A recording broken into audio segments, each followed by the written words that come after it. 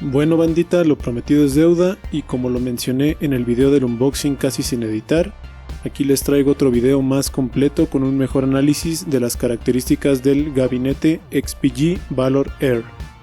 También un ejemplo de armado de PC y pruebas rápidas de temperatura para comprobar si su principal atractivo, es decir, la inclusión de 4 ventiladores, sirve de algo. Aunque debido a que mientras terminaba el video han salido ya varios sobre este gabinete, seré más rápido y conciso de lo que planeaba en un inicio. Pero bueno, no me enrollo más y comenzamos. Antes de continuar les dejo de manera rápida las características del gabinete que de todos modos veremos a lo largo de este video.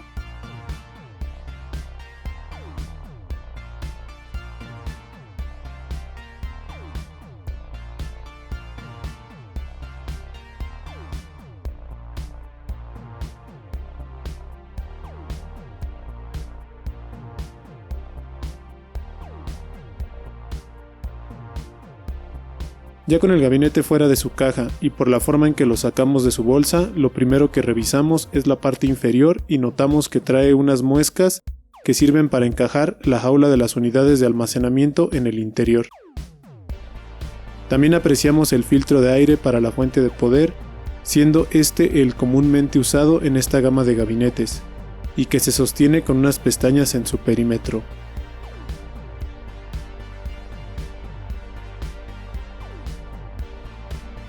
Finalmente apreciamos las patitas que son circulares y traen gomas aunque son bastante sencillas.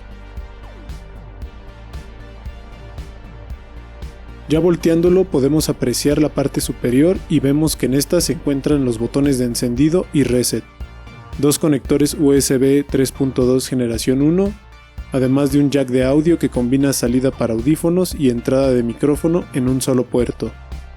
A mi parecer muy práctico, ya que con él complementas los puertos de audio de la motherboard que son separados y evitas usar adaptadores para los headset que traen todo en un solo conector. También podemos apreciar que cuenta con un filtro de aire magnético para cubrir todas las ranuras de ventilación en esta cara del gabinete.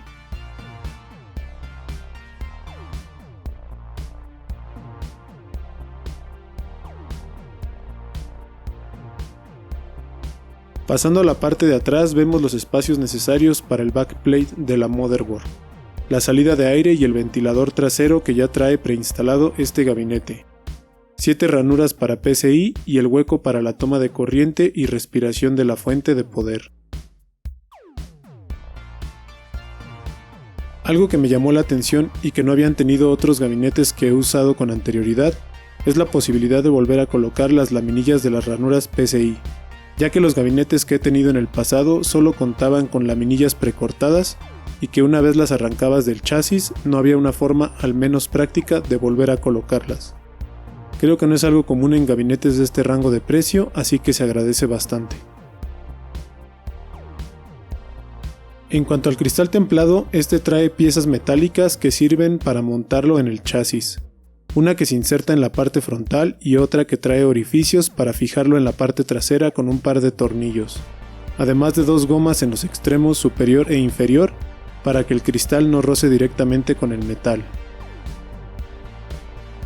Pasando a revisar la parte frontal, nos encontramos con que a diferencia de otras alternativas de rango de precio similar, su montaje no consiste en una cubierta que se introduzca a presión, lo que hace que el removerla sea mucho más sencillo, ya que solo hay que retirar un tornillo en la parte de abajo y la cubierta ya estará prácticamente suelta, porque en la parte superior solo se sujeta con un par de pestañas que se introducen en un par de muescas.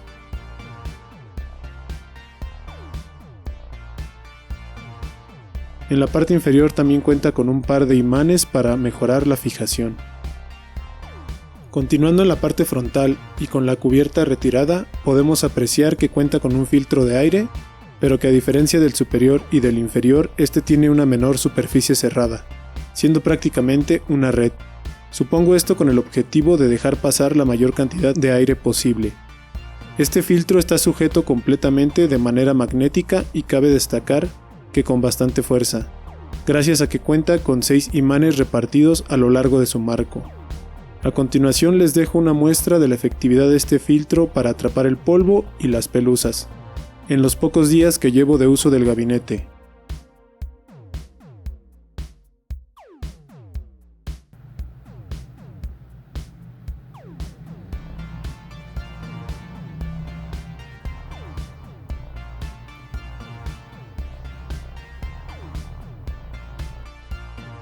Ahora, ya habiendo quitado el filtro, podemos ver lo que es uno de los mayores atractivos de este gabinete, la inclusión de 3 ventiladores frontales preinstalados. Dichos ventiladores son el modelo Vento 120, que como su nombre lo indica, son de 120 milímetros, con una velocidad de hasta 1200 revoluciones por minuto, un flujo de aire máximo de hasta 45.3 pies cúbicos por minuto y un nivel de ruido de 23 decibelios. El tiempo promedio de falla de los ventiladores es de 60.000 horas, que si los cálculos no me fallan son un poco menos de 7 años si se usaran de forma continua, por lo que tienen una esperanza de vida bastante considerable. Pasando a la cubierta lateral que tapa el espacio donde se realiza la gestión de cables, llama la atención que a diferencia de algunos otros gabinetes, esta es completamente cerrada, y que supongo tiene por objetivo encaminar de mejor manera el flujo de aire. Ya al retirarla nos encontramos con los cables que van al panel de la parte superior, en este caso los USB 3, los conectores correspondientes a LEDs indicadores de estado y botones de encendido y reset, además del conector de audio. También encontramos los cables de los ventiladores que consisten en un conector macho y un conector hembra para cada uno, por lo que se pueden concatenar y al final conectar a un solo puerto chasis fan de la motherboard de ser necesario. En cuanto a lo concerniente a la organización de nuestros componentes, vemos que cuenta con 2 charolas para unidades de 2.5 pulgadas. En el espacio destinado para la fuente de poder cuenta con unas gomitas para evitar el contacto directo entre láminas y quizá reducir un poco la vibración que pudiera generar el ventilador de la fuente de poder. A un costado de esto se encuentran unas pestañas de metal que nos permiten colocar una jaula para unidades de almacenamiento, en 2 posibles posiciones. Dicha jaula viene incluida en el interior del gabinete junto con varios tornillos y algunos cinchos para gestión de cables. La jaula se coloca solamente a presión, haciendo coincidir las muescas y pestañas del gabinete y empujando. Por último, echaremos un vistazo al interior del gabinete para notar que cuenta con orificios de ventilación en la lámina que cubre la fuente de poder y también con unas leyendas grabadas en el metal del espacio destinado para la motherboard. Esto con el fin de indicarnos en qué orificios colocar los soportes de acuerdo al tamaño de la motherboard que tengamos. Cabe destacar la inclusión de una pequeña herramienta para quitar y colocar los soportes de la motherboard con la ayuda de un desarmador de cruz.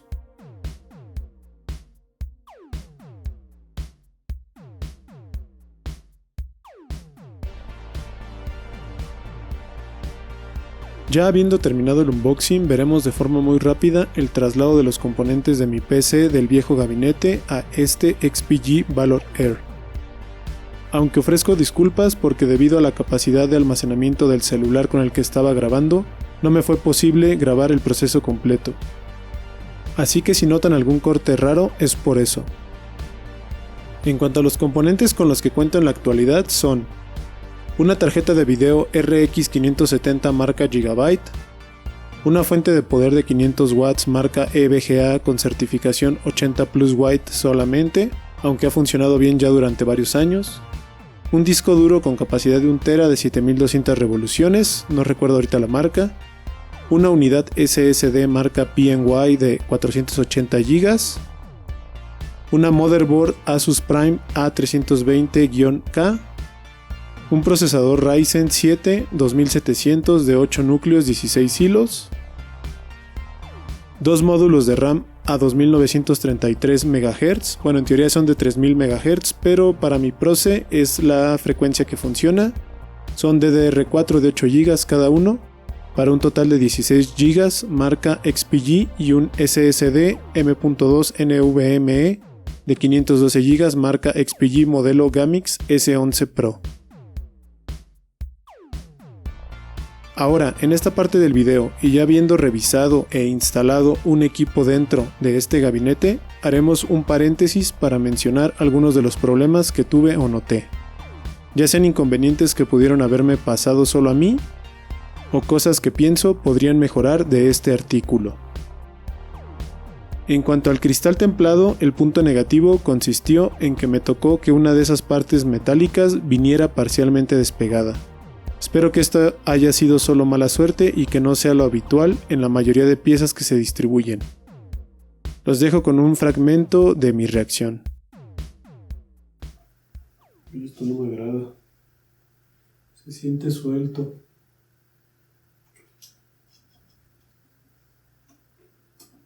No, vean esto. ¿Qué onda? Ya empezamos con problemas. ¿Ya sintieron? ¿Ya vieron? Qué mal. Y es un pegote nada más lo que sostiene eso. Qué mal, qué mal.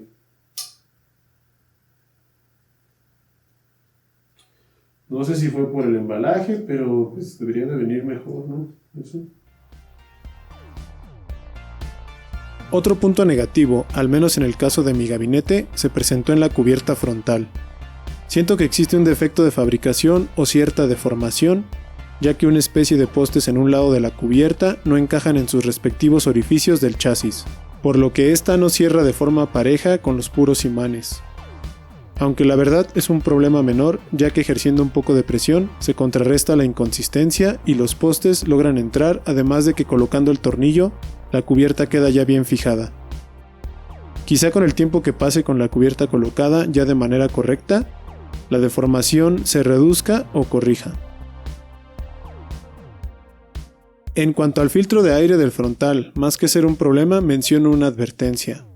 Cuando ya esté lleno de polvo, hay que tratar de retirarlo de un solo tirón y de ser posible de forma algo suave, ya que si lo sacudimos mucho o por alguna razón se nos zafa y golpea contra el chasis, puede que gran parte del polvo se desprenda. En cuanto al armado, mi única queja es que quizá esperaba un poco más de espacio para la gestión de cables. Muy poco en realidad, ya que lo siento igual o casi igual al espacio de gabinetes con un precio un poco menor. Aunque la verdad este artículo compensa con algunas otras características extras la ausencia de este espacio extra. Ya tocado este punto, justo algo que no me convenció del todo fue cómo quedaban los cables SATA al colocar las unidades de almacenamiento del modo predeterminado en la jaula. Ya que aparte de que sobraba mucho cable, el conector SATA quedaba bastante forzado, por lo que al final opté por colocar las unidades de almacenamiento en posición contraria de manera que los conectores quedaran más adentro, lo que acortó la cantidad de cable que sobresale y al menos a mi parecer hizo que los conectores quedaran menos forzados. Y ya para terminar el video, y como fue una de las cosas que se me preguntaban en comentarios del unboxing, decidí hacer pruebas de temperatura, aunque para ser sincero bastante sencillas, ya que solo consistieron en correr un ciclo de prueba de Cinebench R23 y jugar a un nivel de Doom del 2016. Eso sí, en 4 distintas variantes de manejo de calor en el gabinete, las cuales fueron cristal templado colocado y ventiladores encendidos, cristal templado colocado y ventiladores apagados, sin cristal templado y ventiladores encendidos y por último sin cristal templado y ventiladores apagados. Esto mientras monitoreaba temperaturas con el software Afterburner. Y sí, estoy consciente de que hay programas más precisos y detallados con sus métricas en cuanto a temperatura, pero esta prueba desde el inicio se pensó como muy básica, ya que algo más complejo requeriría un video dedicado y un mayor número de pruebas, aparte de que por los resultados obtenidos notamos que fue suficiente para hacernos una idea general de cómo afectan los distintos factores a la temperatura de nuestros componentes. Aunque si les gustaría ver un video más detallado, escríbanlo en la sección de comentarios y con gusto lo hago.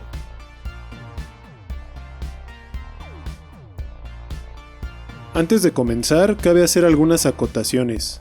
Primero, la forma de apagar los ventiladores fue desconectando por completo el conector que iba al marcado como chasis fan en la motherboard. Segundo, los grados están medidos como grados Celsius. Esto lo acoto aquí para al revisar las gráficas ya no repetirlo con cada cifra. Tercero, por cuestiones de espacio el procesador está indicado en las gráficas como CPU y la tarjeta de video o tarjeta gráfica como GPU. Esto lo menciono por si varío la forma de referirme a estos componentes.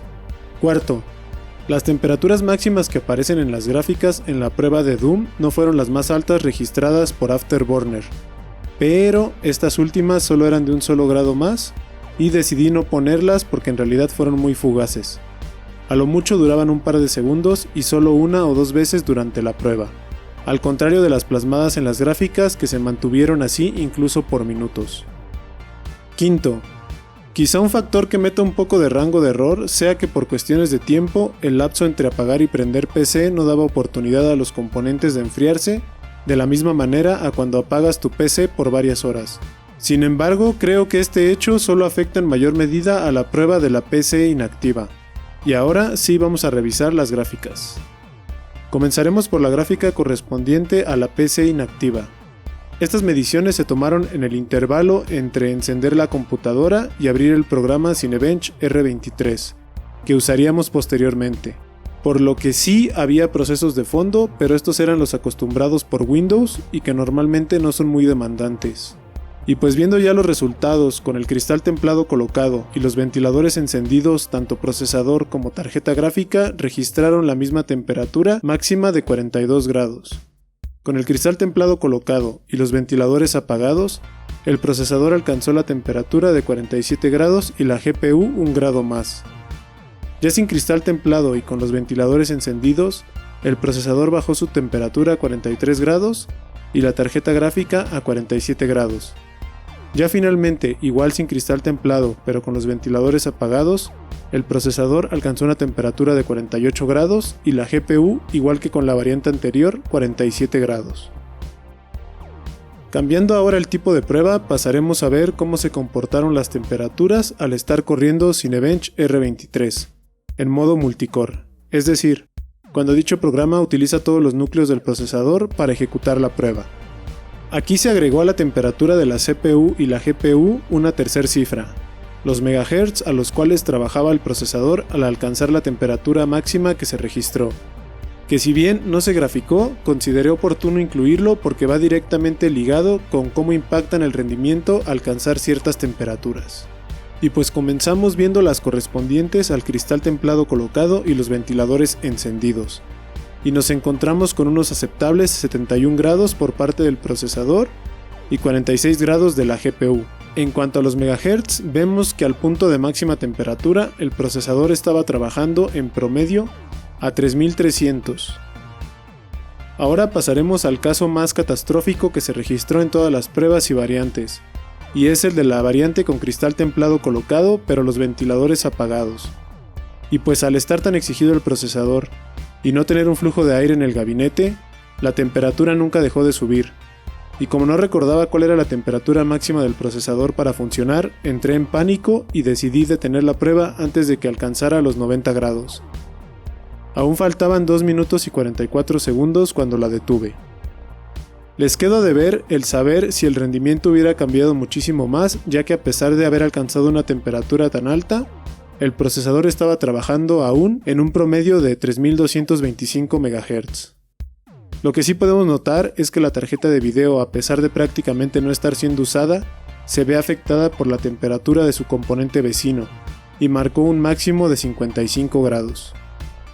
Afortunadamente, en la siguiente variante, que fue sin cristal templado colocado y con los ventiladores encendidos, se dio un respiro a los componentes, e incluso el procesador marcó la temperatura mínima de esta prueba, que fue de 70 grados. Alcanzando igual que en la primera variante una velocidad de 3300 MHz, mientras que la GPU se mantuvo en unos frescos 46 grados. Por último, en esta prueba solo queda la variante sin cristal templado y con los ventiladores apagados, y que nos deja ver que a pesar de que no haya un componente que fuerce el flujo de aire, el hecho de no ser un espacio cerrado ayuda mucho a que los componentes no se ahoguen, ya que si bien sí subió la temperatura del procesador hasta los 78 grados, este se mantuvo ahí hasta el final de la prueba, y también perdió menos rendimiento que cuando estaba ahogado, bajando solamente a 3275 MHz. En esta variante su vecino no afectó a la tarjeta de video, que se mantuvo en los mismos 46 grados de la variante anterior. Y ya para concluir con las pruebas que realicé de temperatura, pasaremos a revisar las gráficas correspondientes a cuando estuve jugando Doom. En este caso el lanzado en el año 2016 y repitiendo en cada variante el segundo nivel completo. En esta gráfica también agregamos una tercera medición que a mi parecer es muy importante, ya que de no tomarla en cuenta podríamos errar nuestro juicio respecto a la temperatura de la tarjeta de video, ya que esta en todas las variantes marcó 72 grados pero el diferenciador es que los ventiladores de su chasis sí presentaron una variación de revoluciones por minuto acorde a cada variante de manejo de calor. Comenzando por el cristal templado colocado y los ventiladores encendidos, vemos que el procesador alcanzó una temperatura máxima de 57 grados y la GPU, como ya lo mencionamos, siempre alcanzó máximo 72 grados. Pero justo el dato importante es que los ventiladores alcanzaron un máximo de 1277 revoluciones por minuto. Pasando ahora a esta misma variante con cristal templado colocado, pero con los ventiladores apagados, vemos el comportamiento acostumbrado de ahogarse en la temperatura del procesador, que en este caso fue de 72 grados máximo, siendo la misma que la temperatura de la tarjeta de video, pero que para mantener esta temperatura estaba exigiendo a los ventiladores de su chasis a un punto bastante alto de 2166 revoluciones por minuto. Sin cristal templado colocado y con los ventiladores encendidos, también volvemos a ver la constante de presentar las cifras más bajas. En este caso, el procesador a 56 grados máximo, la GPU a los 72 grados ya mencionados, pero con la cantidad más baja de revoluciones por minuto, siendo de 1270. Y ya para terminar por completo con la revisión, vemos la variante de sin cristal templado con los ventiladores apagados, encontrándonos con el resultado esperado situado entre el mejor y el peor caso de las variantes, que para esta fue de una temperatura máxima de 63 grados en el procesador, los 72 grados de nuevo en la tarjeta gráfica, pero con los ventiladores a 1591 revoluciones por minuto. Y bueno bandita, eso es todo por este video. Como seguramente hay datos que no mencioné o dudas que no abordé, siéntanse libres de preguntar en los comentarios y si lo sé o si puedo revisarlo, con gusto los ayudo. De la misma manera agradezco sus opiniones y o críticas respecto al video para ir mejorando poco a poco, pero sobre todo espero que les haya sido útil y si consideran que lo merece dejen un pulgarcito para arriba. Si aún quieren hacer algo más épico, suscríbanse al canal si aún no lo están y espero encontrarnos en un próximo video. Adiós.